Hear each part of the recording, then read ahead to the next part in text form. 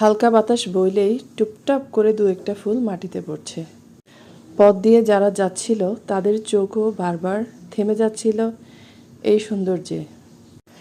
সত্যি বলছি, দৃশ্যটা ছিল একদম চমৎকার। নরম রোদ, হালকা বাতাস আর চারিদিকে আগুন রঙা ছটা। কমলা রঙের ফুলগুলো মুগ্ধতা ছড়াচ্ছে পথিকদের। আসসালামু আলাইকুম, welcome to my new blog. আমি সুলতানা রাজিয়া, সৌন্দর্যের লীলাভূমি, চট্টগ্রাম থেকে। কখনো কখনো সুখ বড় কিছু না, রাস্তার পাশে ঝরে পড়া কয়েকটা পলাশই যথেষ্ট।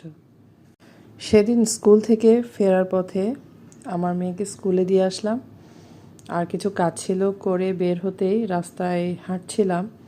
একদম নিরিবিলি ছিল রাস্তাটা। হঠাৎ চোখ পড়লো এই গাছের দিকে। গাছের নিচে ছড়িয়ে আছে এই কমলা রঙের পলাশ ফুলগুলো।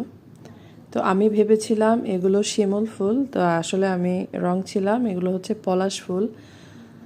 তো ছড়িয়ে থাকা ফুলগুলো দেখে আমি আর লোভ সামলাতে পারলাম না। আশেপাশে কেউ নেই দেখে নেমে পড়লাম ফুল কুড়াতে।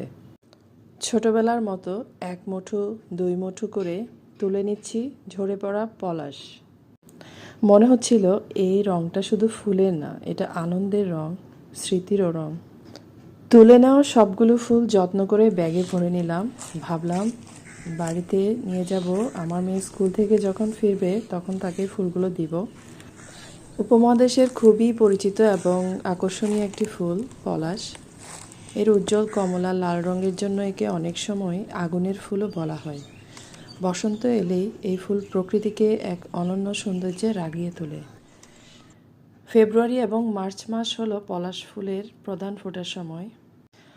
মাঘ মাসের শেষের দিকে কুড়ি ধরা শুরু হয় এবং ফাল্গুন মাসে গাছ ভরে ফুল ফুটে, কোনো পাতাই দেখা যায় না। বেসিক্যালি এই ফুল বসন্তের আগমনের একটি সুন্দর প্রতীক।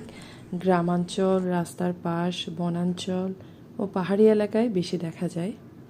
বাংলাদেশ ও ভারত সহ দক্ষিণ এশিয়ার সংস্কৃতিতে পলাশ ফুলের বিশেষ গুরুত্ব রয়েছে।